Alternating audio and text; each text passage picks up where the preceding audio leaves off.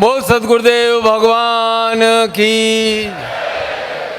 बहुत सारी बातें आपको कहनी है। कहाँ बैठे हैं हम? अयोध्या में। और अयोध्या में भी कहाँ बैठे हैं? कार सेवकपुरम में। और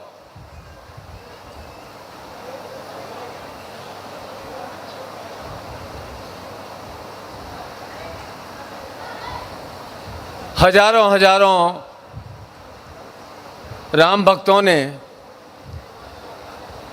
500 साल की गुलामी तोड़ने के लिए कार्य किया, अपनी सेवा प्रदान की, अपने आप को न्यौछावर कर दिया। उन सेवकों की गाथा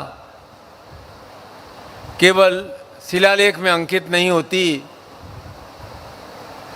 हम सब के हृदय में सदैव सदैव अंकित रहती है, जिनके कारण आज ये हमें सौभाग्य प्राप्त हुआ है कि हम उसी भूमि पर जहाँ रामलला का जन्म हुआ था, उसी स्थान पर हमें पूजा, साधना, सेवा, ध्यान, दर्शन करने का सौभाग्य प्राप्त हो रहा है।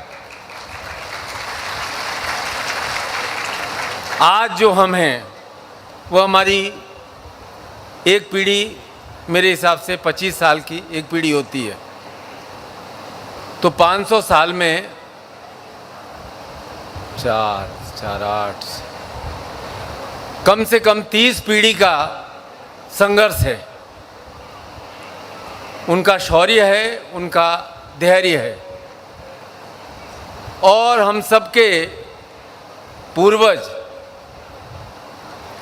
विश्वासी थे, सनातन धर्म का पालन करने वाले थे, इसीलिए उन्हें कोई लोभ, लालच, आक्रांता डिगा नहीं सका।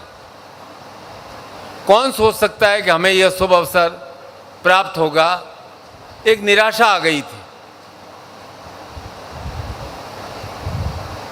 परसों मैं बाबू साहब से, चंपत राय जी से मिलने गया था, तो उन्होंने एक अद्भुत बात कही। उन्होंने कहा कि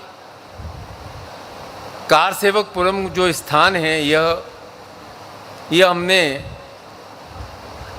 उस ज़माने में 92-93 में 300 रुपये में खरीदा और शिलालेखों का, शिलाओं को गढ़ने का निर्माण प्रारंभ किया। केस चल रहे थे, सिविल कोर्ट में चल रहा था, सिविल से सेशन में पहुंचा, सेशन से हाई कोर्ट में पहुंचा, हाई कोर्ट से सुप्रीम कोर्ट में पहुंचा, और इसमें 30 साल लग गए। और सिविल कोर्ट में तो केस कई सालों से चला आ रहा था। अब आप सोचिए कि 25 वर्ष पहले के विश्वास है कि यहीं मंदिर बनेगा, यहीं मंदिर बनेगा, हमें हमारी तैयारी शुरू कर देनी है ताकि जब समय आए तो हम तत्काल कार्य प्रारंभ कर दें। ये विश्वास कहाँ से आता है? मालूम है कि मार्ग में अनेक अड़चने आएंगी। जब हृदय में विश्वास है तो वह विश्वास आयु नहीं देखता है, पीढ़ी नहीं देखता है। वह विश्वास पिता से पुत्र को, गुरु से शिष्यों को प्रवाहित होता रहता है। और यह अभी विजय प्राप्त नहीं हुई है, गलतफहमी मत पाल लेना। अभी बहुत युद्ध लड़ने हैं, और अब युद्ध तलवार, भालों और बंदूक से नहीं लड़े जाते हैं, अब युद्ध लड़े जाते हैं विचारों से। और हमारी पीढ़ी का, इस पीढ़ी का विशेष कर्तव्य है कि वे ऐसा विचार युद्ध प्रारंभ करें कि पूरे आर्यावर्त में हमारी सनातन संस्कृति पुनः पूर्ण रूप से स्थापित हो सके और जो उसमें वृद्धि हुई है और निरंतर वृद्धि हो सके, तब मैं कहूँगा कि भारत का स्वर्णिम काल पुनः प्रारंभ हुआ है। अभी युद्ध का समय है, बहुत अड़चनें आएंगी विचारों से, आएंगी भ्रम प्रकट करने के लिए, आएंगी आपकी आस्था को हिलाने के लिए, आएंगी आपके विश्वास को हिलाने के लिए। डिगना मत, हिलना मत, अपने हृदय के विश्वास को बनाए रखना। और इसी विश्वास ने दसियों हजार साल से हमें बहुत कुछ दिया है, बहुत कुछ दिया है।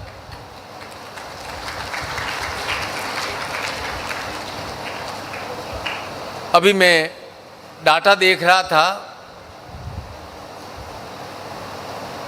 तो सन 1700 में 1600 में पूरे वर्ल्ड का जो जीडीपी होता है, अर्थात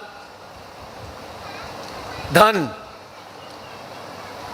35% हमारे भारत का हिस्सा था। 35%, अर्थात हम संसार के सबसे धनी राज्य थे, साम्राज्य था।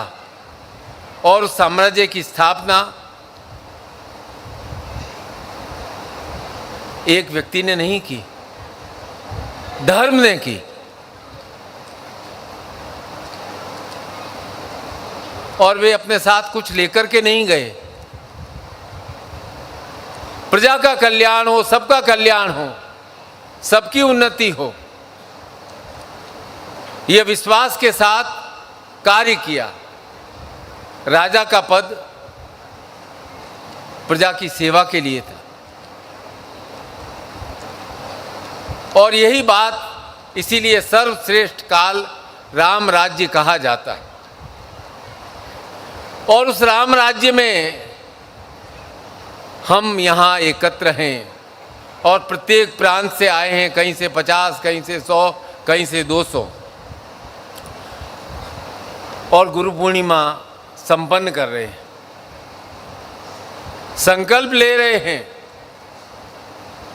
कि ये मशाल हमसे आगे की पीढ़ी में जाएगी, उससे आगे की पीढ़ी में जाएगी। लोग मुझसे पूछते हैं कि राम मंदिर तो बन गया, अब क्या करें? बनाना है, कृष्ण का भी काम करना है, आपको सौंपा है। और आपके जीवन में, हमारे जीवन में काम हो जाए, करेंगे, प्रयासरत हैं विश्वास के साथ।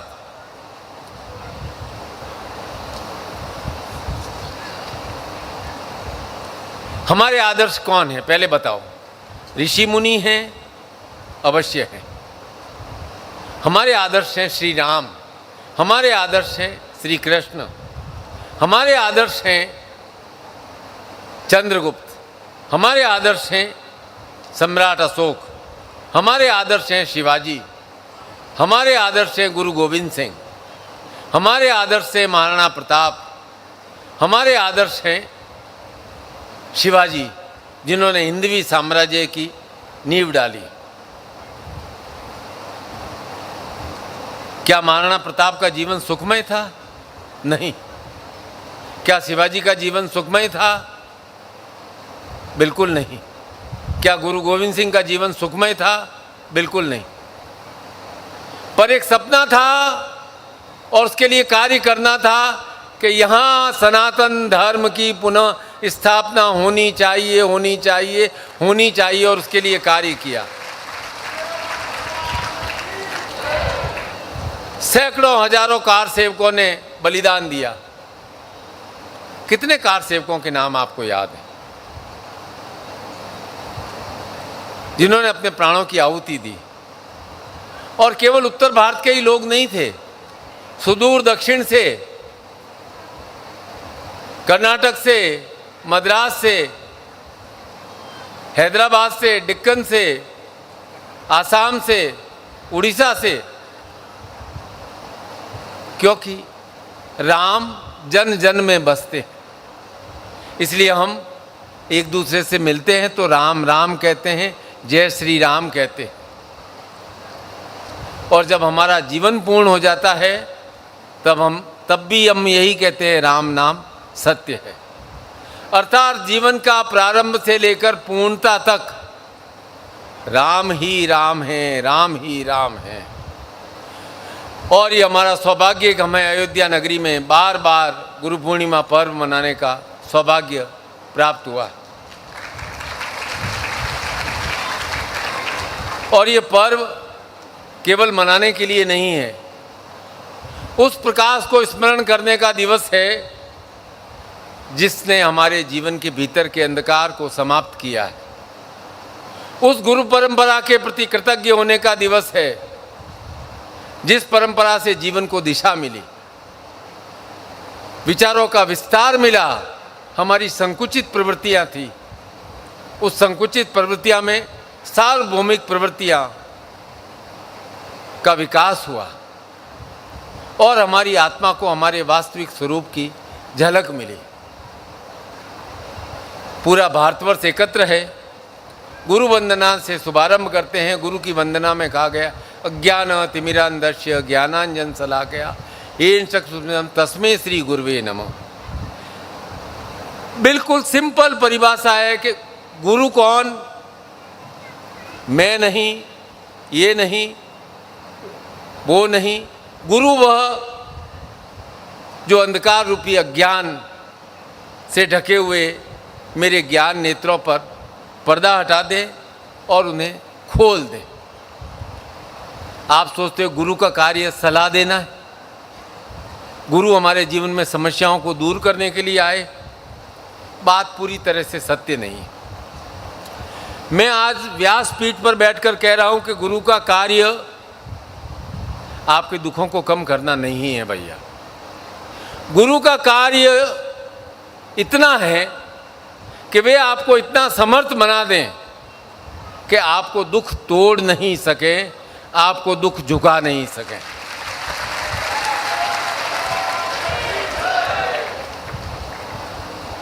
इसलिए गुरु जीवन में प्रकाश लाते हैं और ये प्रकाश, बाहर का प्रकाश तो सृष्टि से निरंतर और निरंतर चला आ रहा है।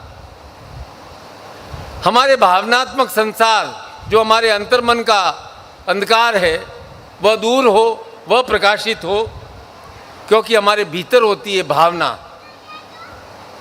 भावना हमारी प्रकाशित होनी चाहिए और ये भावना ही हमारी कामनाओं को दिशा देती है और हमारी भावनाएं ही हमारे भय का नाश करती है, क्योंकि यह प्रकाश, अंतर्मन का प्रकाश, हमारे भय को जानता है।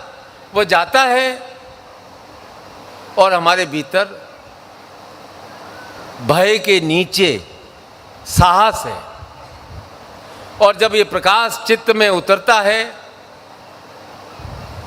तो भय समाप्त हो जाता है और साहस पूर्ण रूप से जागृत हो जाता है। सबके पास शरीर है और ये शरीर अन्न से बना है, इसलिए हमारे बाह्य शरीर को अन्नमय कोश कहा गया है। और उसके भीतर प्राणमय कोश है, मनोमय कोश है, विज्ञानमय कोश है और सबसे भीतर आनंदमय कोश है। ज़्यादातर लोगों का जीवन बाहरी बाहरी कोश में ही बीत जाता है। शरीर को सजाता है, वस्त्र बदलता है, घर बदलता है, वाहन खरीदता है, पद बदलता है, पर भीतर उतरने का अवसर किसी किसी को ही प्राप्त होता है। ज़्यादातर लोग अपने अन्नमय कोश में ही उलझे हुए हैं और तब गुरु का कार्य प्रारंभ होता है कि वह आपको भीतर की यात्रा कराए। इसलिए गुरु शरीर पर कार्य नहीं करते हैं, गुरु आपके प्राणों पर कार्य करते हैं। शिष्य के प्राणों के माध्यम से वे उसके मन तक पहुंचते हैं, तब मन शांत होता है और तब आनंदमय कोश का द्वार खुलता है। ये जो आपने अभी शिवदास बाबू ने भी कहा कि सुख और आनंद की परिभाषा बनाई है, उसे तोड़ दो बेटा। सुख और आनंद एक नहीं है। सुख है सुविधाओं का नाम और आनंद है आनंदमय कोश का नाम, जिसका आपकी बाहरी स्थितियों से कोई लेना देना नहीं है।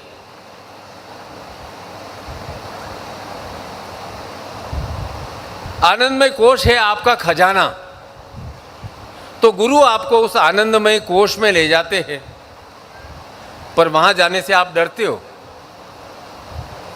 तब गुरु बिना भय के प्रवेश करते हैं आपके मन में, क्योंकि आप किससे डरते हो? अपने मन से डरते हो।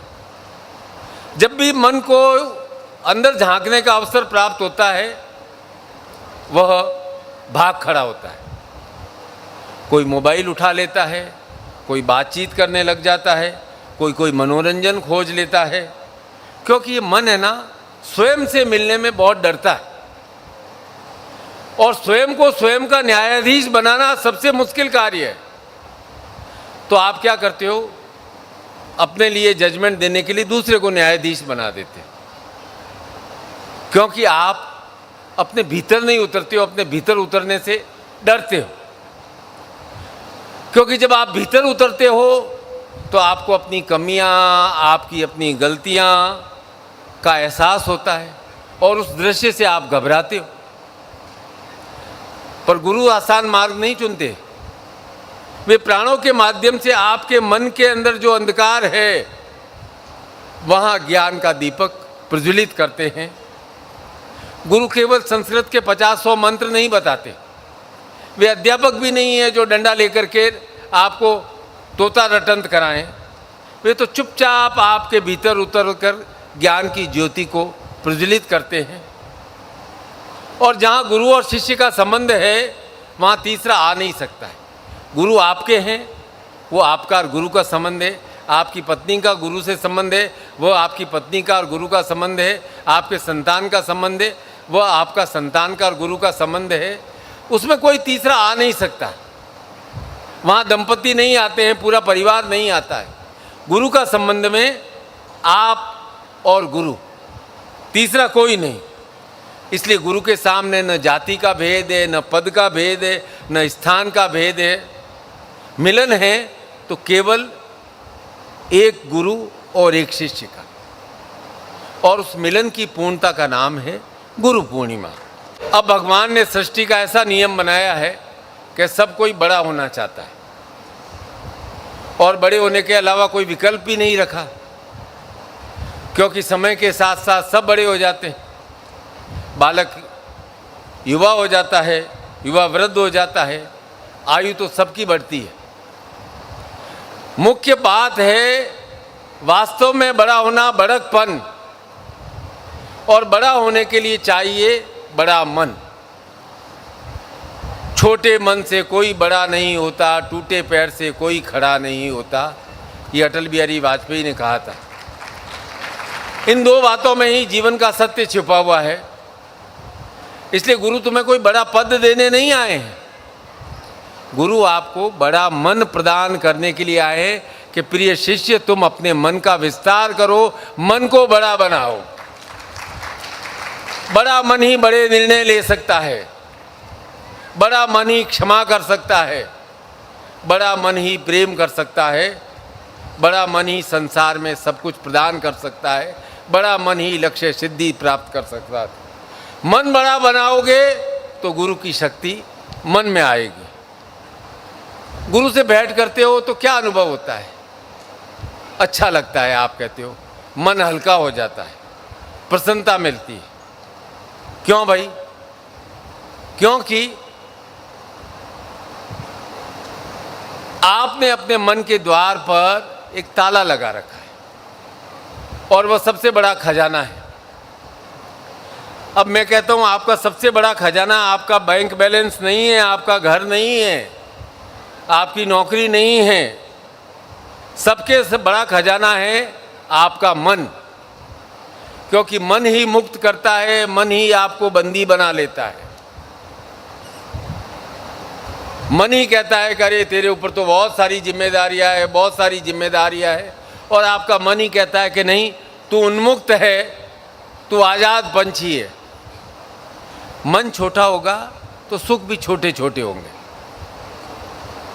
मन बड़ा होगा तो छोटे छोटे अवसर भी हमें आनंद देने लगते हैं। इसलिए गुरु का कार्य है शिष्य के मन को बड़ा करना। अब मन बड़ा कैसे होगा? जब वह मन हल्का होगा। बहुत भार ठूंस रखा है मन पर, जो पीड़ा और संताप आपने जानबूझकर भरे हैं उसे खाली करें, मन हल्का हो जाएगा। क्यों ठूस ठूस के रखे हुए हैं? कल भी मैंने बताया था कि समय घाव भर देता है, गलत बात है।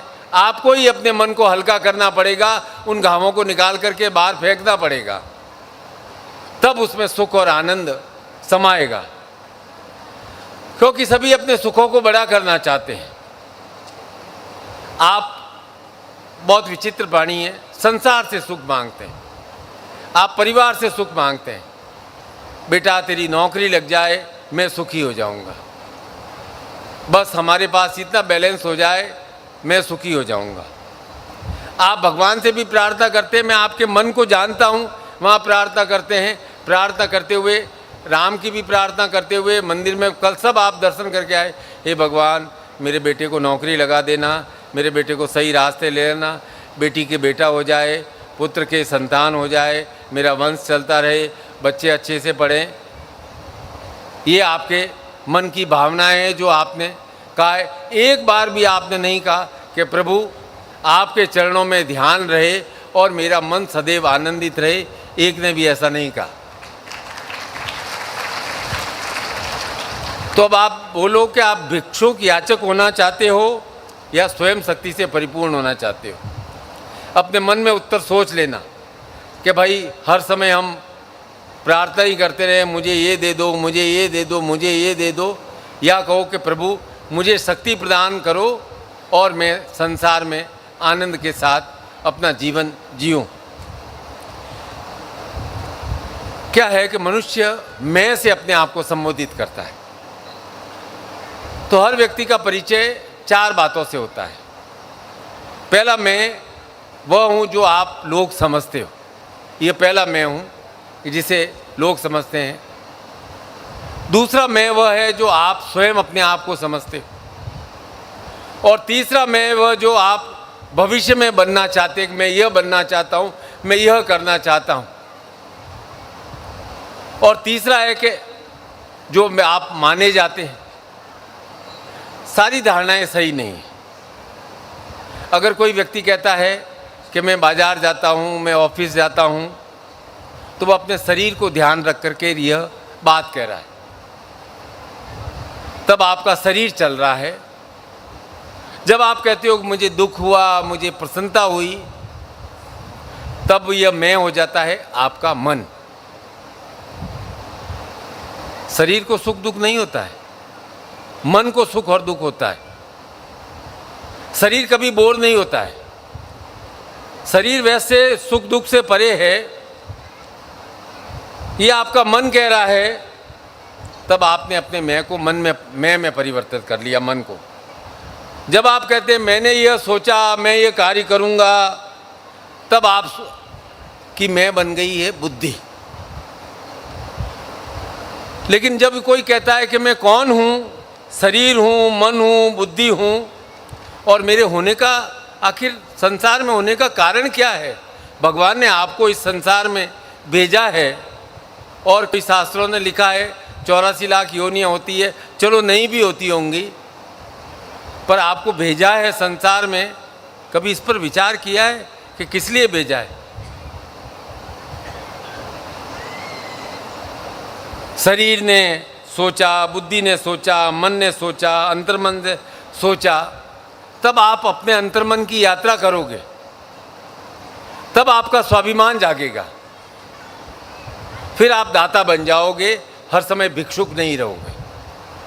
क्योंकि परमात्मा ने हमारे भीतर असीम आनंद का, प्रेम का खजाना छुपा रखा है, और गुरु उस खजाने की चाबी बाहर से लाकर नहीं देते बेटा। वे चाबी आपके हाथ में रखते हैं, और वह चाबी है आपका जागृत मन। जिस दिन मन जाग गया, उस दिन जीवन का खजाना खुलना प्रारंभ हो जाता है। इसलिए गुरु पूर्णिमा केवल एक तिथि नहीं है, प्रकाश पर्व है, मन के खजाने को खोलने का प्रकाश पर्व है, उसके अंदर से अंधकार को हटाने का प्रकाश पर्व है।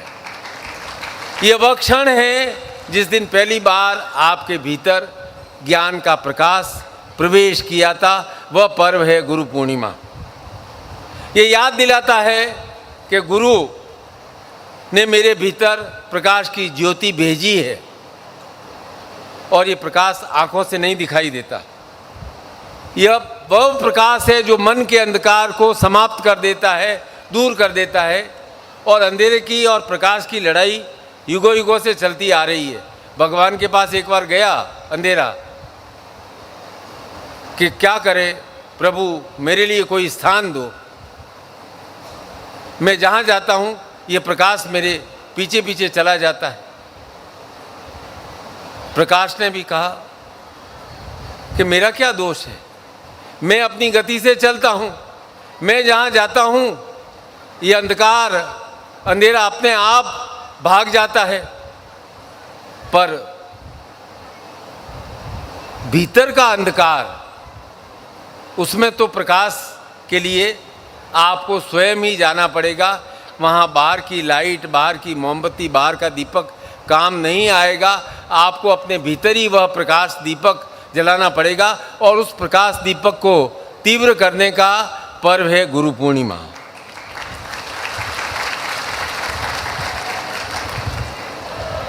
एक उपनिषद में एक शाश्वत प्रार्थना है, अस्तो माँ सद्गमय तमसो माँ ज्योतिर्गमय मृत्योर्माँ अमृतगमयम। के ईश्वर हमें असत्य से सत्य की ओर ले चलो, अंधकार से प्रकाश की ओर ले चलो, मृत्यु से अमृत की ओर ले चलो। ये तीनों प्रार्थनाएं अलग अलग नहीं हैं, क्योंकि जब मन से अंधकार समाप्त होता है तो सत्य का बोध होता है, और जब सत्य का बोध होता है तो मृत्यु के भय से मन मुक्त हो जाता है। जो मृत्यु के भय से मुक्त हो गया वह अमृत का अनुभव करता है, और अमृत का अर्थ है आनंद। और सब व्यक्ति अपने आप को आनंद से परिपूर्ण करना चाहते हैं। क्या करें? हमने अपनी स्वभाव और प्रकृति ऐसी बना ली है कि हर बार हम हर चीज़ में गलती ढूंढ लेते हैं। किसी के साथ में भ्रमण करने जाता हूँ तो उनका स्वभाव है कि हर बात में वो शिकायत ढूंढ लेते हैं। कभी कहते हैं धूप बहुत तेज है, और कभी बादल छा जाते हैं तो कहते हैं कि आज तो सूरज निकला ही नहीं, कैसा दिन है। कभी सड़क के किनारे फूल खिलते हैं तो कहते हैं अरे फूलों का क्या है, कल ये मुरझा जाएंगे। मैं उनकी बात सुनकर के मुस्कुराता हूँ। वो बोलेगा आप कैसे आदमी हो जो हर समय मुस्कुराते रहते हो, क्या आपके जीवन में समस्या नहीं है? मैंने कहा भाई समस्या तो मेरे पास भी है, सबके पास है, पर समस्याओं को मैं अपने चेहरे का मालिक नहीं बनाता हूँ। जब आप समस्याओं को अपना मालिक बना लेते हो तो आपका चेहरा क्रोध से, घृणा से, झुंझलाहट से, चिंता से भर जाता है। आगे जा रहे थे, एक बच्चा था साइकिल चला रहा था, टेढ़ा मेढ़ा गिर गया। उन सज्जन ने वापस शिकायत की, देखो मैंने कहा था टेढ़ा मेढ़ा चला रहा है, अभी गिरेगा। लेकिन बच्चा 1 सेकंड में उठ खड़ा हुआ और वापस साइकिल पे बैठा और तेज गति से चल दिया।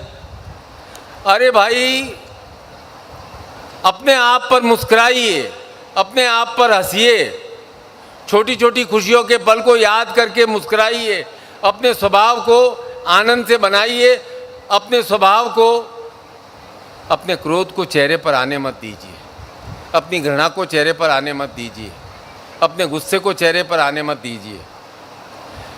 मैं कहता हूँ जो स्वयं पर हंस सकता है ना, उसे संसार में कोई दूसरा रुला ही नहीं सकता है। हमारा मन तो आनंद से भरा हुआ है, अमृत से भरा हुआ है, और आप बाहर खोज रहे हो आनंद और अमृत, पंखे में खोज रहे हो, एसी में खोज रहे हो।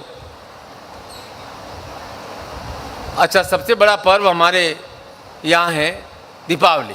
कथा है कि भाई भगवान राम 14 वर्ष का वनवास काटकर अयोध्या आए थे और लोगों ने अपने घर के द्वार खोल दिए, दीप जलाए, पुष्प बिछाए और अपने प्रिय राम का स्वागत किया। ये तो है एक भौतिक अर्थ। बहुत बड़ा गहरा आध्यात्मिक अर्थ है, उसे समझने की कोशिश करना। जब राम चले गए तो अयोध्या में क्या हुआ? राजमहल वही था, सिंहासन वही था, प्रजा भी वही थी, भवन भी वही थे, पर आनंद चला गया था। क्यों? क्योंकि भरत जी सिंहासन पर बैठे नहीं, राम की चरण पादुकाओं को उन्होंने स्थापित कर दिया। ये त्याग भी बड़ा अद्भुत है कि सिंहासन पर राजा नहीं, राजमुकुट नहीं, चरण थे। अब मुकुट के साथ व्यक्ति नहीं हो तो राज तो चलता है पर आनंद अधूरा हो जाता है। तो और हमारा मुकुट क्या है? हमारा मुकुट है हमारा मस्तक, हमारा सहस्रार। ये वह स्थान है जहां से आनंद का प्रवाह होता है। सबके शरीर में 4 लीटर 5 लीटर खून होता होगा, सब में करीब करीब बराबर ही है। तो जब हमारा आनंद का स्थान सहस्रार, हमारा मुकुट सही स्थान पर जागृत होता है तो आनंद अपने आप प्रकट हो जाता है। तो राम का अयोध्या से जाना केवल वनवास नहीं था, आनंद का प्रस्थान था। और राम का लौटना एक युद्ध के बाद विजय नहीं थी, आनंद की पुनः स्थापना थी। इसलिए जहाँ राम है वहाँ आराम है, जहाँ राम है वहाँ आनंद है। राम नहीं है तो बाह्य वैभव कितने ही हो जाए, मन बेचैन ही रहेगा, मन बेचैन ही रहेगा। मन बेचैन होने का अर्थ है आनंद नहीं है। अब आप बताओ, एक लिस्ट बनाओ बहुत सरल कि आपको किस किस में आनंद आता है। आप कहोगे गुरुजी चाय पीने में बहुत आनंद आता है, अच्छे कपड़े पहनता हूँ तो बहुत आनंद आता है, स्वादिष्ट भोजन करता हूँ तो बड़ा आनंद आता है, नींद लेता हूँ तो बड़ा आनंद आता है, आराम करता हूँ तो आनंद आता है, और अब 20-25 साल से मोबाइल दिन भर देखता रहता हूँ तो बड़ा आनंद आता है। फिर कहते हो निंदा करता हूँ तो बड़ा आनंद आता है, चुगली करता हूँ तो बड़ा आनंद आता है, अपनी बात को बड़ा चढ़ा करके बताता हूँ तो बड़ा आनंद आता है, अहंकार का दूसरों को नीचा दिखा करके अपने अहंकार को पालन पोषण करने में बड़ा आनंद आता है। इन सब में आपको रस मिलता है। ये मैं सामान्य व्यक्ति की बात कह रहा हूँ, पर वास्तव में ये सब आपको आनंद नहीं देते हैं, पूर्णकालिक आनंद नहीं दे सकते हैं। आपको एक दिन व्रत रखने का कहा जाता है तो उस दिन भगवान नहीं दिखते हैं आपको। उस दिन आपको दिन भर सुबह से भोजन भोजन भोजन भोजन अन्न अन्न दिखता है, भगवान दिखते ही नहीं हैं। इसलिए मैं अपने साधकों को कहता भी नहीं हूँ कि व्रत करो। मैं कहूँगा जिस दिन ये व्रत करेगा उस दिन ये भगवान का ध्यान करेगा ही नहीं। इससे अच्छा है कि सादा भोजन करे, कम से कम शांत मन से भगवान का ध्यान तो करेगा। और अब ये निंदा का रस है, इसमें बहुत लोगों को आनंद आता है। दूसरों में मीन मेघ निकाल देते हैं, स्वयं को देखते नहीं हैं। किसी को कमज़ोर जान करके मजाक करते हैं। अब ये सब बातें आपकी आत्मा पर बोझ बनती है बेटा, और यही बातें विनाश का कारण भी बनती है। कृष्ण चरित्र में पढ़ रहा था, भगवान कृष्ण द्वारका बस गए और वहाँ महाभारत पर्व में लिखा है कि वहाँ 36 वर्ष शासन किया। सब युधिवंशी, द्वारका एक तरह से आइलैंड था, एक द्वीप था, कहीं से और जगह से समुद्र पार करके ही वहाँ जाया जा सकता था। अब कृष्ण ने द्वारका इतनी सुंदर नगरी बसा ली कि कोई चिंता नहीं, कोई काम नहीं, सब कृष्ण परिवार के सदस्य, उनके पुत्र, सहयोगी, अब कोई काम नहीं, आनंद करे तो शरीर को बिजी रखने के लिए मल्ल युद्ध करते थे, अभ्यास करते थे। शरीर के आनंद का ही प्रयोजन हो गया। जब शरीर के आनंद का ही प्रयोजन हो जाता है तो बुद्धि कुंद होने लग जाती है, क्योंकि शरीर के ऊपर है बुद्धि, बुद्धि के ऊपर है मन, मन के ऊपर है अंतर्मन, और वह अंतर्मन है आपकी आत्मा का स्वरूप। तो एक बार द्वारका ऋषि कृष्ण नगरी द्वारका में भ्रमण करने आए तो कृष्ण के पुत्र थे। देखो, कृष्ण के पुत्र थे। जरूरी नहीं कि कृष्ण का पुत्र हो और ज्ञानी हो, स्पष्ट तौर से कह रहा हूं। तो कृष्ण के एक पुत्र थे सांब, उन्होंने ऋषियों का मजाक उड़ाया। तो उन्होंने कहा ऐसा करते हैं कि ऋषियों को बेवकूफ़ बनाते हैं। तो सांब ने एक स्त्री का वेश धारण किया और गर्भवती स्त्री का एक रूप धारण किया और अपने पेट के ऊपर एक मूसल बांध दिया और कहा, ऋषि महाराज ये गर्भवती है, आप बताओ कि इसके पुत्र होगा या पुत्री होगी। अब ऋषि तो एक क्षण में ही पहचान गए थे अपनी तपस्या से, बाकी लोग हंसने लगे सब। तो ऋषियों को क्रोध आया और फिर स्पष्ट कहा कि तुमने अपने पेट पर मूसल बांध रखा है और इसी मूसल से तुम्हारे पूरे कुल का नाश होगा। अब उनको आई बुद्धि कि ऋषियों का श्राप खाली नहीं जा सकता है। तो उन्होंने कहा कि अब क्या यत्न करते हैं। तो उन्होंने कहा मूसल को भस्म कर देते। तो उन्होंने तीव्र अग्नि में मूसल को भस्म किया और उसकी राख को सब जगह बिखेर दिया और उस राख से घास उग गई, तृण। अब एक बार कुछ वर्षों के बाद आनंद पर्व मना रहे थे, नशे में थे या क्या था, कोई बात पे झगड़ा हो गया। अब उस समय शस्त्र साथ में थे नहीं, तो उन्होंने घास को भी उठा उठा करके एक दूसरे पर मारना शुरू किया। जैसे ही घास को उठाया और वह तीव्र तीर बन गए उस इस्पात के जो मूसल उन्होंने जलाया था। समाप्त हो गया, क्योंकि निंदा रस से एक साम्राज्य के तमाम लोग समाप्त हो सकते हैं। और कृष्ण आए द्वारका और ये दृश्य देखा, बड़े दुखी हुए और विधि का विधान देखिए। उसी घास के एक तिनके से एक तीर लगा और उनके पैर पर लगा। जब उन्होंने सोचा कि अब मुझे संसार से चले जाना चाहिए, तो मैं आपको कहता हूं कि अपमान करने में क्या रस है। सुनी सुनी बातों पर क्यों विश्वास करते हो? अपने अंतर्मन पर क्यों नहीं विश्वास करते हो? ये कान भरने वाले लोगों ने ही राम को वनवास दिलाया। मंथरा ने कैकेयी को कहा, कैकेयी ने दशरथ को कहा, दशरथ को भरे मन से कहना पड़ा। कान भरने वालों ने ही महाभारत, शकुनी जैसों ने दुर्योधन के कान भरे,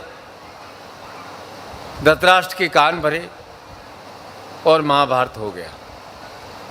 और बड़े बड़े युद्ध तलवारों से नहीं लड़े, गलत सलाहों से, फुसफुसाहट से शुरू हुए। इसलिए हर सुनी सुनाई बात पर भरोसा मत करो, क्योंकि कान भरने वाले खुद कभी जिम्मेदारी नहीं लेते हैं। जीवन मिला है उन्नति के लिए, अपनी प्रगति के लिए। तो फिर प्रश्न आता है कि मनुष्य अधूरा क्यों है? क्योंकि वह अपनी शक्ति बार बार व्यर्थ में गंवाता रहता है, व्यर्थ में गंवाता रहता है। और जब भी मैं शक्ति की बात करता हूँ, आपके मन में आता है कि भाई तीन ही शक्ति है, इच्छा शक्ति, ज्ञान शक्ति और क्रिया शक्ति। पर इन तीनों से ऊपर एक शक्ति है, वह है प्रेरणा शक्ति। और वह प्रेरणा शक्ति आपके अंतर्मन से निकलती है। आप संसार के प्राणियों के गुण दोष देखते हैं, लेकिन जिसे आपने अपने हृदय में स्थान दे दिया, चाहे वह राम हो, चाहे वह कृष्ण हो, चाहे वह गुरु हो, वह आपके लिए प्रेरणा का स्रोत बन जाता है। किसे स्थान देना है, आपको सोचना है। प्रेरणा क्या है? प्रेरणा है हमारे मन का वास्तविक भाव, हम क्या बनना चाहते हैं। अब सब कोई धन कमाना चाहते हैं, प्रतिष्ठा प्राप्त करना चाहते हैं, गृहस्थी को भली भांति निभाना चाहते हैं। विशेष क्या हुआ? क्या आप अमर हो जाओगे? क्या आपके जीवन में अमृत आ जाएगा? अब इस संसार में तो क्या है भैया, दूसरों के हिसाब से जियो तो संसार कहेगा ये बंदा बहुत अच्छा है, अपना कर्तव्य निभा रहा है, अपनी ड्यूटी निभा रहा है। और अपने हिसाब से जियो तो बोले कि यह तो अपनी ड्यूटी करता ही नहीं है। पर भाई निखिल शिष्य है, वो अपने हिसाब से जीता है, दूसरों के हिसाब से जीता है, वह शिष्य नहीं है। दूसरों की अपेक्षा पूरी करने में आप जीवन बचा दोगे तो फिर आपके जीवन में सुगंध नहीं आ सकती है। आनंद कैसे आएगा? मंत्र आप बोलते हो ओम त्र्यंबक यजामहे सुगंधिनीम पुष्टिवर्धन उर्वारुक बंधनात् मृत्योर्मुक्षी मामृतात्, कि मेरे जीवन में सुगंध हो, मेरे जीवन में आनंद हो, मेरे जीवन में अमृत का अवगाहन हो, मेरे जीवन में पुष्टि हो। और आप अपना आनंद, अपनी सुरक्षा दूसरों के भरोसे छोड़ते हो। नहीं, ऐसा नहीं करना है। ईश्वर आपको बार बार प्रेरणा देता है, पर आप प्रेरणा चक्र को सुनते नहीं। इसलिए ज़्यादातर लोग जिंदगी जीते नहीं हैं, काटते हैं, और जिंदगी काटते काटते खुद कट जाते हैं। आज गुरु पूर्णिमा पर कह रहा हूँ कि जब आप गुरु के पास आते हो, गुरु का कार्य उपदेश देना है ही नहीं। चाहे आपने जीवन में कितनी ही गलतियाँ की हो, गुरु आपकी गलतियों को भी नहीं दोहराते कि तुमने ऐसी संगति क्यों की, तुमने ऐसा कार्य क्यों किया, तुमने अपने स्वास्थ्य की ओर क्यों नहीं ध्यान दिया, तुमने समय पर मेहनत क्यों नहीं की। गुरु आपको एक प्रेरणा देते हैं, उत्साह प्रदान करते हैं। तब आप विचार करते हो कि संसार में कोई तो एक ऐसा मुझे व्यक्ति मिला जो मुझे मेरी गलतियां नहीं बता रहा है, मैं जैसा हूं वैसा स्वीकार कर मुझे आशीर्वाद प्रदान कर रहे हैं। और गुरु का आशीर्वचन ये विश्वास दिलाता है, आपको विश्वास दिलाता है कि अब मेरे जीवन को उचित दिशा अवश्य प्राप्त होगी। और गुरु की प्रेरणा शक्ति से आप रूपांतरित हो जाते हो। तब आपकी भावना तीव्र हो जाती है, और जब भावना तीव्र हो जाती है तो वही भावना इच्छा शक्ति बन जाती है। वही भावना आपको भूतकाल भूलने की शक्ति प्रदान करती है, क्योंकि ज़्यादातर लोग भूतकाल में उलझे हुए हैं। और गुरु कहते कोई बात नहीं, जो हो गया बीती बिसारिए, आगे की सुध ले। कोई बात नहीं, आज से शुरुआत करते, तेजी से शुरुआत करते हैं। 20 साल का काम 2 साल में कर देंगे। और साधक के लिए महत्वपूर्ण है कि वह अपनी प्रेरणा शक्ति के प्रति समर्पण से युक्त रहे। तो गुरु के प्रति समर्पण है, गुरु शरीर के प्रति समर्पण नहीं है। गुरु का समर्पण है अपने स्वयं के प्रति समर्पण। गुरु को आपके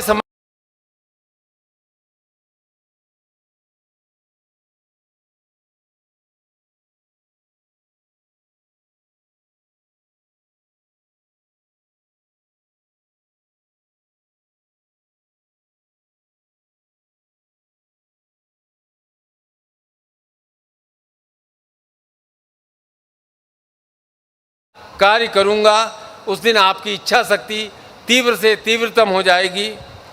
तब आपको ज्ञान भी प्राप्त हो जाएगा, ज्ञान के इच्छुक भी हो जाएंगे। और जो इच्छा रखकर क्रियाशील होता है उसकी इच्छा अवश्य पूरी होती है।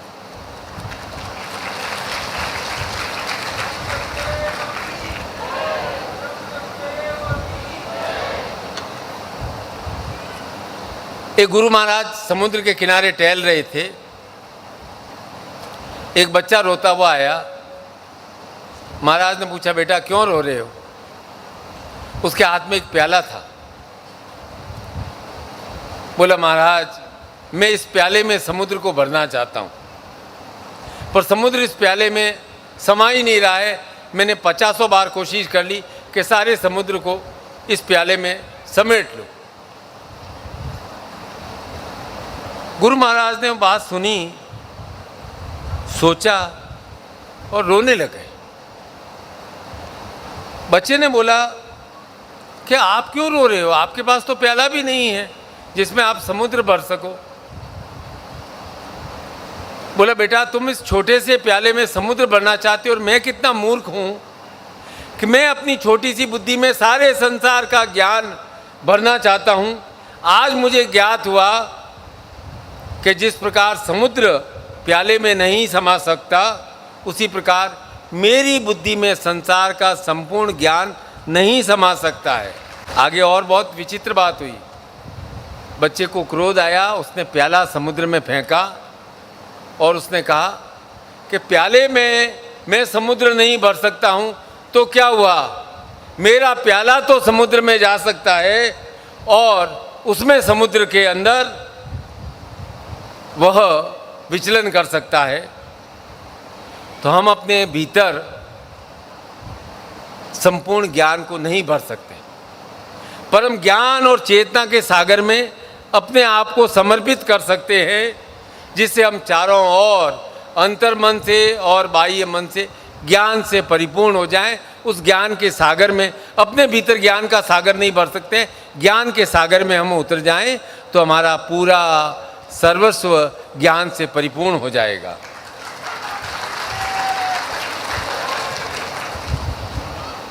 क्योंकि जीवन, लोग कहते हैं रहस्य, बिल्कुल रहस्य नहीं, बिल्कुल खुली किताब है। आपको एक एक करके पन्ने पलटने हैं, पन्ने पलटने हैं, पन्ने पलटने हैं। एक ही पन्ने पर अटक गए, एक ही इच्छा पर अटक गए, एक ही चिंता पर अटक गए, एक ही दुश्मन पर अटक गए, एक ही संबंध पर अटक गए, तो समझो आप अपनी ज़िंदगी की किताब खुद नहीं लिख रहे हो, दूसरों का लिखा हुआ पढ़ रहे हो। इसलिए मैं कहता हूँ समर्पण की शुरुआत कहाँ से होती है? आपका अपने स्वयं के प्रति समर्पण होना। उलझे हुए हैं 10 साल पुरानी बातों पे, 10 साल पुराने मुकदमों पे। गुरु सिखाते भूलो और आगे बढ़ो, और ये सबसे मुश्किल काम है, क्योंकि इतने जाल फैला रखे हैं भीतर, अंतर्मन जालों से भरा हुआ है, वहाँ प्रकाश जाए तो जाए कैसे? फिर आप कहते हो गुरुजी मैं प्रगति करना चाहता हूँ। अरे भाई, आपको दूसरों के लिए उदाहरण नहीं बनना है कि इसने इतनी उन्नति की, देखो इसने उन्नति की, इसने उन्नति की।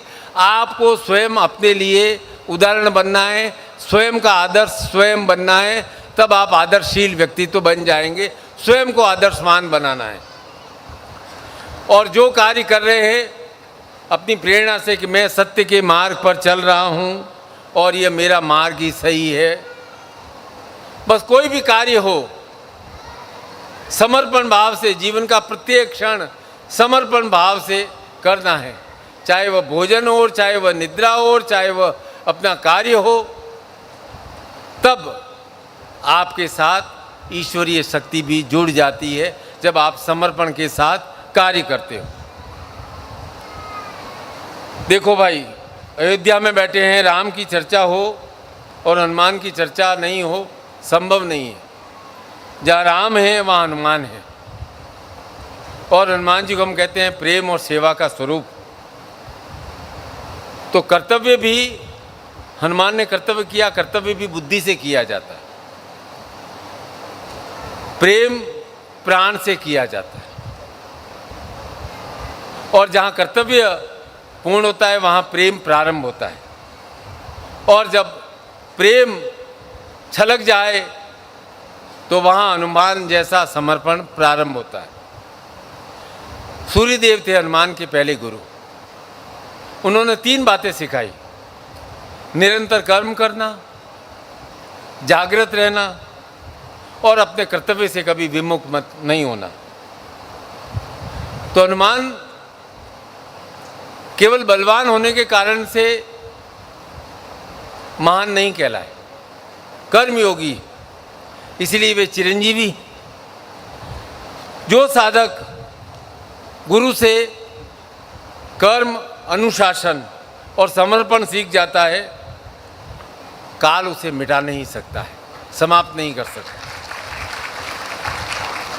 इसलिए गुरु केवल ज्ञान देते हैं, केवल ज्ञान नहीं देते हैं। गुरु चाहते हैं और प्रयास करते हैं कि शिष्य अपना स्वभाव बदले, और स्वभाव बदल के वे शिष्य के जीवन को रूपांतरित कर देते हैं। वे शिष्य के भीतर ऐसी दृष्टि उत्पन्न कर देते हैं, संसार वही रहता है, परिस्थितियां वही रहती है, अब उन परिस्थितियों को देखने का आपका नजरिया कैसा है, गुरु आपके दृष्टिकोण को बदल देते हैं। और तब आप विचार करते हैं कि मैं क्यों छोटी छोटी बातों पर हताशा, निराशा अनुभव करता हूँ। इसलिए गुरु के सानिध्य में, गुरु का ध्यान करने से शिष्य का मन हल्का हो जाता है, उसे इच्छा शक्ति प्रबल हो जाती है, वह गतिशील हो जाता है। समस्याएं कभी समाप्त नहीं होंगी, बस समस्याओं को ढोने वाला आपका मन बदलने लगता है, ये सबसे महत्वपूर्ण है। इसलिए कहते हैं दुनिया चले न श्री राम के बिना और राम जी चले न हनुमान के बिना। अब सोचो कि हमने यही पढ़ा है कि सारे राम जी के कार्य हनुमान जी ने संपन्न किए, और आप कहोगे मैं हनुमान को क्यों नहीं महान माना जाए, राम जी को क्यों महान माना जाए। माता सीता का पता लगाया, राम जी का संदेश पहुंचाया, पर एक विचित्र बात हुई। सीता का पता लगा करके आए अशोक वाटिका से, तो राम ने एक प्रश्न पूछा भोलेपन से कि सीता अशोक वाटिका में कैसे रह रही है। अब भगवान हनुमान जी समझ गए कि राम सीता की परीक्षा ले रहे, कि उनके मन में ये बात आ रही है कि मेरे वियोग में अब तक सीता ने प्राण क्यों नहीं त्याग दिए। तो हनुमान जी ने एक बुद्धिपूर्ण बात कही। उन्होंने कहा नाम पहरू दिवस निशि ध्यान तुम्हारा कपाट, लोचन निज पद जंत्रित जाहि प्राण के ही बाट। उन्होंने कहा हे प्रभु, माँ सीता के आपका नाम दिन रात पहरा देने वाला है, आपका ध्यान ही द्वार है, किवाड़ है, और माता सीता आपके चरणों में निरंतर ध्यान लगाए रहती है। जब इतना गहरा पहरा होगा, ऐसा गंभीर बड़ा मजबूत द्वार होगा, आपका ध्यान द्वार होगा, तो प्राण निकलेंगे तो जाएंगे किस द्वार से। आपके ध्यान ने ही उन प्राणों के द्वार, उस द्वार पर पहरा लगा रखा है, प्राण बाहर जा ही नहीं सकते हैं। प्राण तो कभी निकल जाते, आपके नाम का ही पहरा चारों ओर लगा रह रहा है, और आपके नाम को लांघ करके प्राणों की भी ऐसी हिम्मत नहीं है कि वे जा सके। बातों ही बातों में कह दिया हनुमान जी ने राम को कि किसी भक्त के प्राण निकलते हैं, सीता आपकी भक्ति कर रही है, उसके प्राण निकलते हैं, आपका ध्यान कर रही है, तो जिम्मेदारी आपकी है, आप अपने भक्तों का ध्यान रखें। बहुत बुद्धिमत्तापूर्ण राम को कह दिया कि अपने भक्तों का ध्यान रखना हे प्रभु आपकी जिम्मेदारी है, जो आपके नाम का दिन रात ध्यान लगाए रहते हैं। बोलो जय श्री राम। तो हमारे हनुमान जी केवल सेवक नहीं थे, तर्क शक्ति, विचार शक्ति, वाणी शक्ति तीव्रतम थी। और मैं तो ज्ञानी उसे कहता हूँ जो तर्क, विचार और शब्दों का संयोजन करता है। कहते हैं राम की पूरी सेना का वर्णन हनुमान जी ने दिया।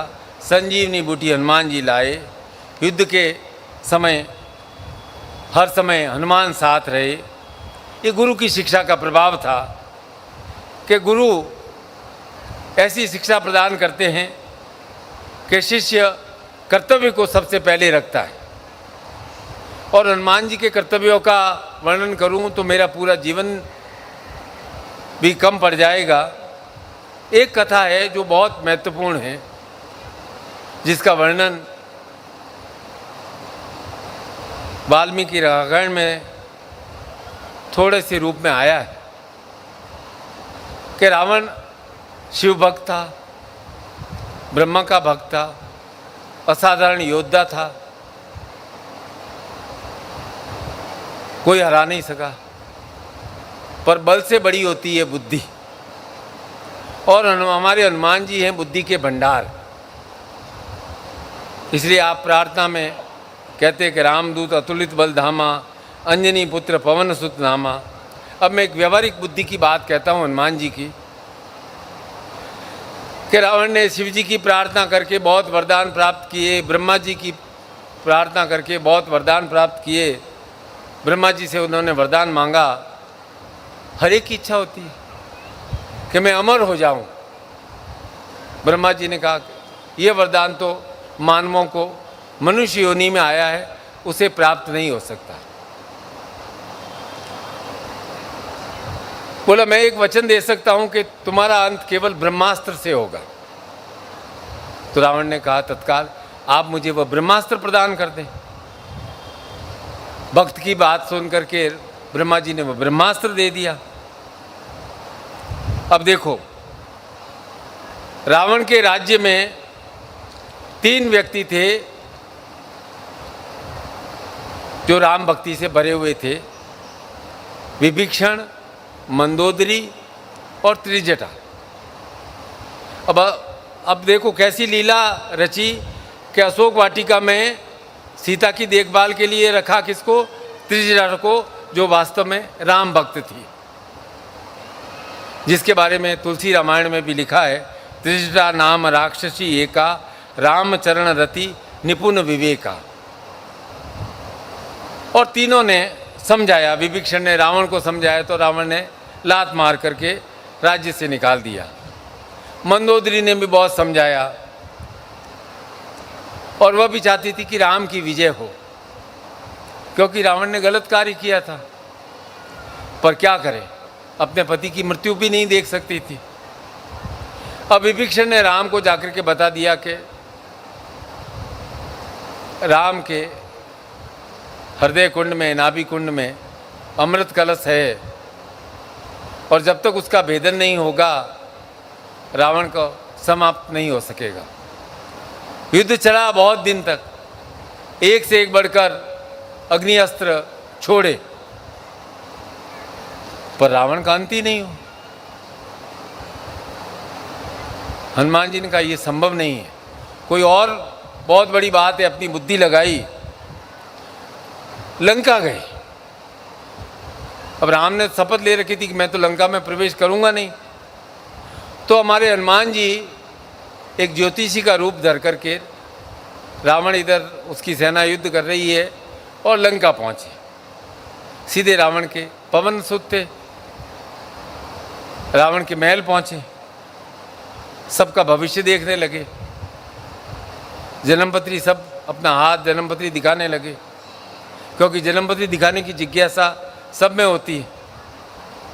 मंदोदरी भी आई, हनुमान जी उसकी पत्री देखने लगे और कहा कि आपके पति की मृत्यु तो निश्चित है। मंदोदरी ने कहा ऐसा असंभव है, मेरे पति का अंत हो ही नहीं सकता है। बोला ऐसे कैसे, आपकी जन्मपत्री में दिख रहा है। बोला उनका तो केवल ब्रह्मास्त्र से ही अंत हो सकता है। तो हनुमान जी ने कहा कि राम और रावण का युद्ध हो रहा है, राम जी ब्रह्मास्त्र चला देंगे, ऐसे कई ब्रह्मास्त्र होंगे। बोले नहीं, एक ही ब्रह्मास्त्र है, और वह ब्रह्मास्त्र रावण ने स्वयं अपने सिंहासन के नीचे छुपा रखा है।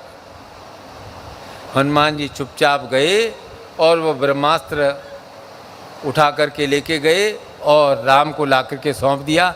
हे राम, अब आप इस ब्रह्मास्त्र रूपी अग्नि बाण का संधान करें, रावण का अंत होगा। तो बल बड़ा होता है कि बुद्धि बड़ी होती है? क्या बड़ा होता है? बुद्धि। और बुद्धि कहाँ समाती है? शरीर में या मन में? मन में, केवल दिमाग में नहीं। मन के भावों से ही बुद्धि का जागरण होता है। कपटी भाव आएगा, कपटी बुद्धि जागृत होगी। शुभ विचार आएगा मन में, शुभ बुद्धि जागृत होगी। इसलिए गुरु आपके मन को बड़ा बनाते हैं कि हमारे मन में शुद्ध बुद्धि का, शुद्ध ज्ञान का सदैव संचार होता रहे, हमें हित और अहित का ज्ञान रहे, हम छोटी मोटी असफलताओं से घबराए नहीं, हम छोटी मोटी सफलताओं से अभिमान से नहीं भर दें, क्योंकि बड़े मन में ही बुद्धि, विवेक और स्वाभिमान विराजमान होते हैं। और हनुमान जी से प्रार्थना करते हुए हम यही कहते हैं कि बुद्धिहीन तनु जान के सुमिरो पवन कुमार, बल बुद्धि विद्या देहु मोहि हरेऊ कलश विकार। ये नहीं कहा है कि सीधा बल प्रदान कर दीजिए, प्रारंभ में कह दिया कि मेरे अंदर बुद्धि नहीं है, आप मुझे बल और बुद्धि दोनों प्रदान करें, विद्या भी प्रदान करें। बल बुद्धि और विद्या का संयोग होगा तो मेरे सारे क्लेशों का, विकारों का अपने आप नाश हो जाएगा। आप मुझे वह बुद्धि, वह ज्ञान, वह बल प्रदान करें। अब बताओ, आप संसार को पकड़े हुए हो, संसार आपको पकड़े हुए है? दुखी हो या सुखी हो?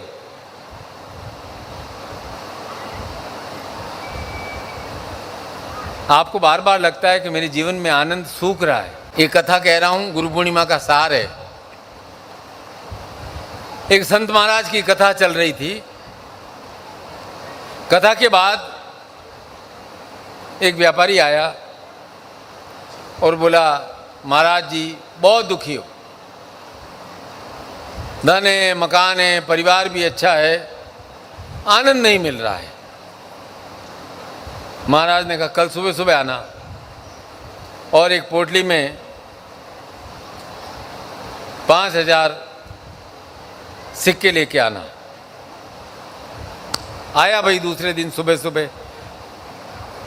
उन्होंने सोचा कोई गुरु दक्षिणा होगी या कोई बात होगी, कि बोला नहीं लेके आना। तो जैसे ही आया, गुरुजी ने, संत महाराज ने वह पोटली पकड़ी और भाग चले। अब वो आगे आगे और व्यापारी करे 5,000 रुपये चले गए, वो पीछे पीछे पीछे पीछे दौड़े और गुरु महाराज पूरे शहर का चक्कर लगाते दौड़ते रहे और व्यापारी मोटी तौंद वाला पीछे दौड़ता रहा, हाँपता जा रहा था। फिर गुरु महाराज देखते आ रहा है कि नहीं आ रहा, फिर थोड़ा नज़दीक आता, फिर और आगे दौड़ते, फिर आगे दौड़ते, कभी मंदिर के सामने, कभी शहर की गलियों में दौड़ते रहे। 4 घंटे लगा दिए।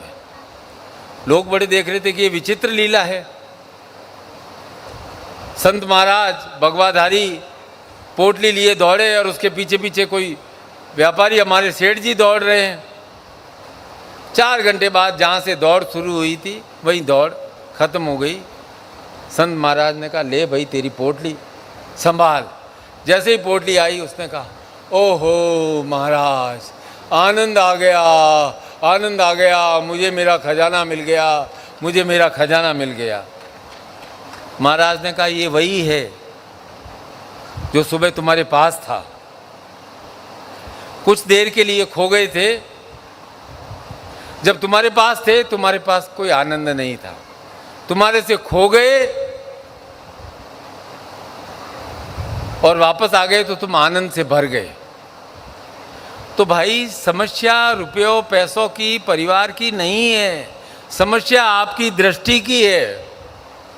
जो हमारे पास होता है उसका तो हम आनंद लेते ही नहीं हैं, और जो नहीं होता है उसके पीछे पीछे भागते रहते। गुरुजी जीवन में आनंद नहीं आ रहा है, जीवन में रस नहीं आ रहा है, जीवन सूखा सूखा चल रहा है। तो भाई प्रिय शिष्यों, आज गुरु पूर्णिमा है रोज सुबह आँख खुलते ही सोचो कि मैं आज भी अभी भी श्वास ले रहा हूँ, यह कितने आनंद की बात है। खड़े हो जाओ, अरे आज भी मैं चल रहा हूँ, कितने आनंद की बात है। बात करो, कितने आनंद की बात है कि मैं अपनी वाणी को से बात कर सकता हूँ। बस आपका मन आनंद से भर जाएगा और सदैव आप आनंद के प्रति कृतज्ञ हो जाएंगे। इसलिए मनुष्य को ईश्वर के प्रति सदैव कृतज्ञ रहना चाहिए कि हे ईश्वर, आप मुझे श्वास प्रश्वास प्रदान कर रहे हैं, सोहम सोहम निरंतर प्रदान कर रहे हैं। मुझे कर दिए हैं कार सेवा के लिए, जीवन सेवा के लिए, मुझे पैर दिए हैं चलने के लिए, मुझे वाणी दी है वार्तालाप करने के लिए, मुझे बुद्धि दी है ज्ञान के लिए। और उस आनंद को अपने हृदय में भर लो। सुख तो आनंद के पीछे पीछे आता है। यदि आपके हृदय में आनंद है तो सुख अपने आप पीछे पीछे दौड़ा आएगा। आप सुखों के पीछे मत भागो, आनंद से अपने आप को भर लो, सुख अपने आप पीछे पीछे आ जाएगा। क्योंकि मनुष्य का सबसे बड़ा धर्म आनंद है। धर्मो रक्षति रक्षित, जो अपने आनंद धर्म की रक्षा करता है, धर्म उसकी सब प्रकार से रक्षा करता है। इसलिए आपका धर्म है गुरु, आपका धर्म है आनंद। आपकी जाति है आनंद, आपका धर्म है आनंद, आपका गुरु है आनंद। आपका पहचान है आनंद, आपकी पहचान है गुरु। अपने जीवन को आनंद के साथ जियो। सुख हैं, आते रहेंगे, जाते रहेंगे। सदैव आनंदित रहो, सदैव प्रसन्नचित रहो, अपने मन को बड़ा करो, सदैव प्रसन्न। बहुत बहुत आशीर्वाद, बहुत बहुत आशीर्वाद। बोल सद्गुरुदेव भगवान की। Happy Guru Purnima, happy Guru Purnima. दो दिन में आपको जितना पसीना आया, आप समझ लीजिए कि आपके जीवन की आधी व्याधि तो समाप्त हो गई है।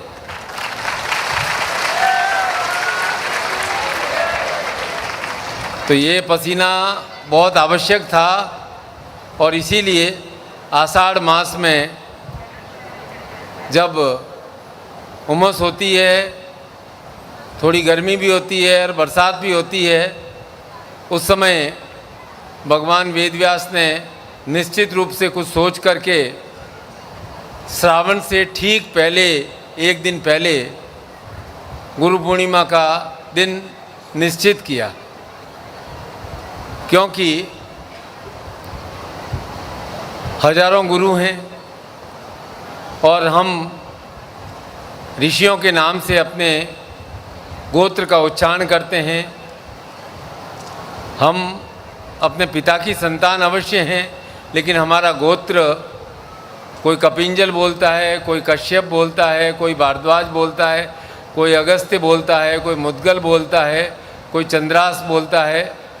तो ये सब हमारे ऋषि हुए। तो हमारे किसी पूर्वज ने उनसे दीक्षा प्राप्त की और तब से परंपरा बनी कि हमारा गोत्र कौन सा है कि जिस गुरु से दीक्षा ली उसी कालांतर में वह आपका गोत्र कहलाया। और कुल, जिस कुल में आपका जन्म हुआ, चाहे वह कोई भी कुल हो सकता है, तो हम ऋषि परंपरा से जुड़े हुए हैं। हमारी पहचान हम हमारे गुरुओं से कराते हैं कि हम उस ऋषि के शिष्य हैं। और इसी संबंध में आपका आज सुबह मेरा संवाद हुआ। बहुत ध्यान से आपने मेरी बातें सुनी। गुरु के पास ज्ञान प्राप्ति के लिए आए हो। कुछ जो बातें आपने अपने हृदय में उतारी है, नहीं है तो मैं वापस थोड़ा सारभूत में बता देता हूँ कि आपका कार्य जो है वह है, गुरु का कार्य है कि वह शिष्य को इतना समर्थ बना दे कि दुख उसे तोड़ ही नहीं पाए, इसलिए गुरु उसके जीवन में प्रकाश लाते हैं। गुरु का प्रकाश आपके भीतर के छुपे हुए साहस को जगाता है, और जब वह प्रकाश चित्त में उतरता है तो आपका अंतर्मन प्रकाशित हो जाता है, आनंदित हो जाता है। मन के बारे में बहुत बातें कही थी कि बड़ा मन ही बड़े निर्णय ले सकता है, छोटा मन हमेशा छोटी छोटी बात करेगा। बड़ा मन प्रेम कर सकता है, बड़ा मन क्षमा कर सकता है, बड़ा मन संसार को कुछ दे सकता है, और जितना बड़ा आप अपने मन का विस्तार करेंगे उसमें गुरु की उतनी ही शक्ति आएगी। संसार के प्राणियों में आप गुण दोष देखते हो, लेकिन जिस व्यक्तित्व को आप अपने हृदय में स्थान देते हो वह आपके लिए प्रेरणा का स्रोत बन जाता है। आपकी प्रेरणा का स्रोत न पत्नी है, न पति है, न बालक है, न दादा दादी है, न आपका टीचर है। आपकी प्रेरणा का स्रोत वह व्यक्तित्व है, चाहे जीवंत हो या नहीं हो, जिसे आप अपने हृदय में स्थान दे देते हैं। उससे आपको निरंतर और निरंतर प्रेरणा प्राप्त होती है, और वह व्यक्तित्व है गुरु। क्योंकि गुरु कहते हैं आज से शुरुआत करते हैं, आज से शुरुआत करेंगे, तेज़ी से शुरुआत करेंगे। 20 साल की कमियों को, 50 साल की कमियों को, 70 साल की कमियों को साल 2 साल में पूरा कर देंगे।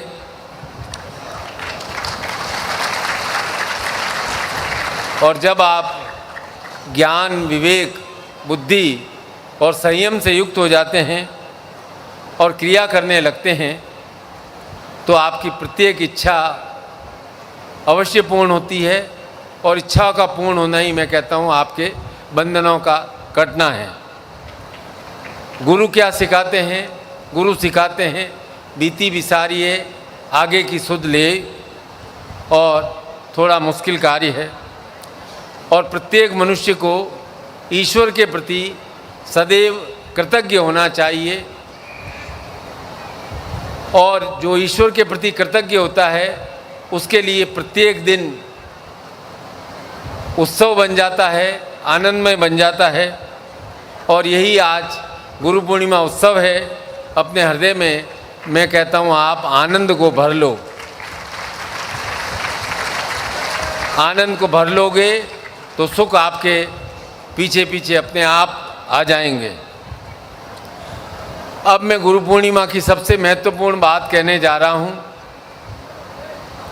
आप लोग युद्ध से, संघर्ष से, लड़ाई से बहुत डरते हो। व्याधि चाहे शरीर की हो या बाहरी हो, युद्ध तो करना ही पड़ेगा, संग्राम तो करना ही पड़ेगा। और उसके लिए हमें अपनी शक्ति का विस्तार कर ही हम संग्राम को जीत सकते हैं। क्या हुआ महाभारत में? 13 साल पांडव वनवास में रहे, मांगे थे 5 गांव, इंद्रप्रस्थ जो अभी दिल्ली है, स्वर्णप्रस्थ, सोनीपत, पानप्रस्थ, व्याघ्रप्रस्थ और तिलप्रस्थ। पूरा भारत तो नहीं मांगा था, हस्तिनापुर नहीं मांगा था, 5 गांव मांगे थे। लेकिन आप जानते हो क्या हुआ? कुरुक्षेत्र का युद्ध हुआ, जिसे आप महाभारत कहते हैं। और कृष्ण के निर्देशन में यह युद्ध संपन्न हुआ। पांडवों ने अपने गुरु, जगत गुरु श्री कृष्ण के निर्देशन में अपनी पूर्ण शक्ति के साथ संग्राम किया और जो समस्या 13 वर्षों की थी और उससे पहले की पांडु और धृतराष्ट्र के समय की थी, वह पूरी की पूरी समस्या 18 दिन में समाप्त हो गई।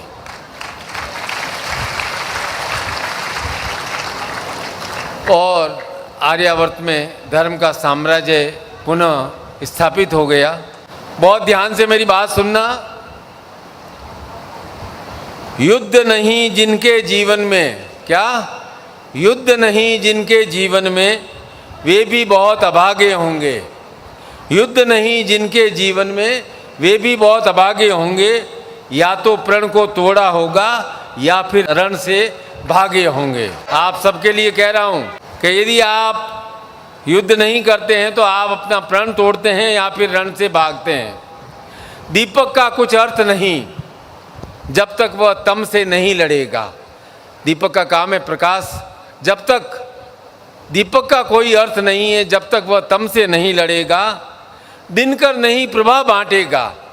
दिनकर अर्थात सूर्य नहीं प्रभा बांटेगा जब तक वह स्वयं नहीं धधकेगा।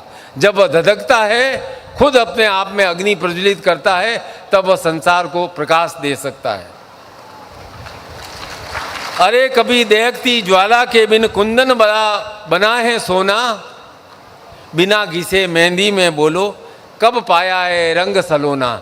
मेहंदी को भी घिसते हैं घिसते हैं घिसते हैं, तब वह सलोना रंग देती है।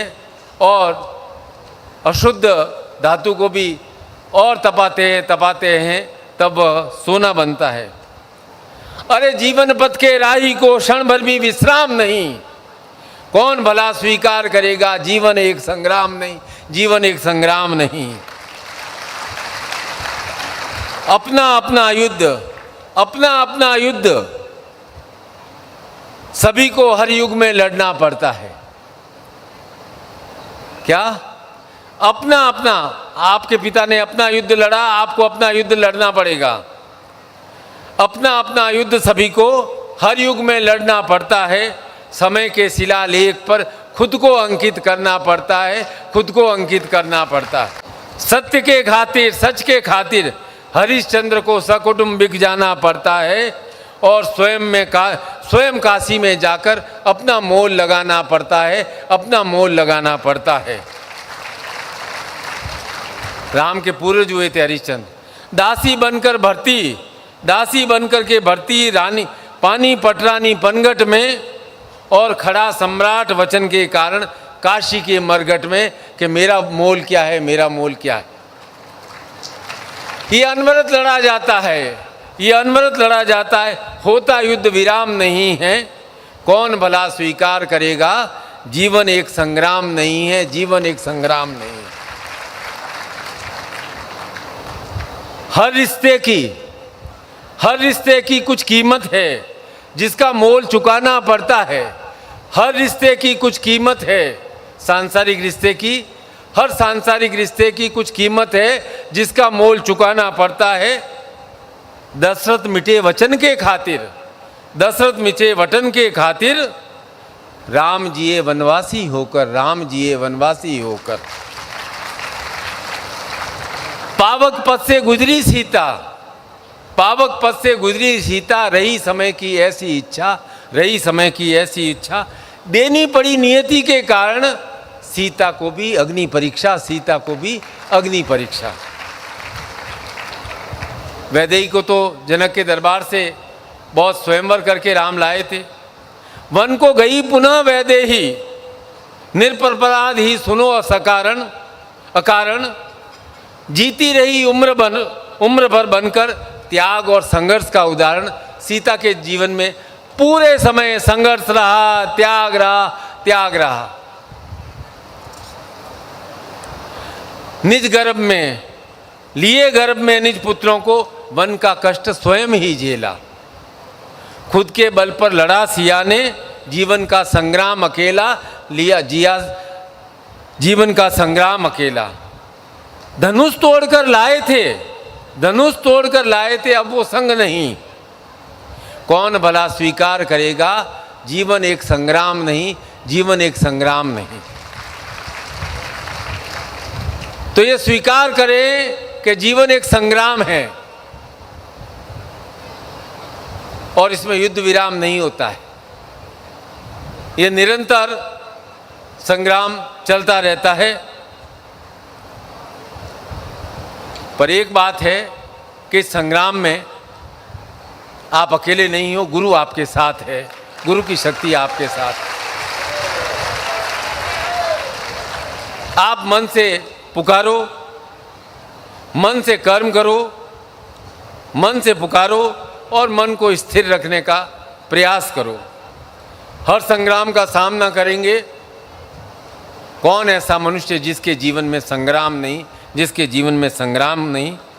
पराजय से डरना नहीं है, पर उससे भी महत्वपूर्ण बात है, पराजय के डर से कर्म नहीं छोड़ना है, कर्म नहीं जोड़ना है। सबको अपने जीवन में अपना संग्राम लड़ना है, अपना संग्राम लड़ना है।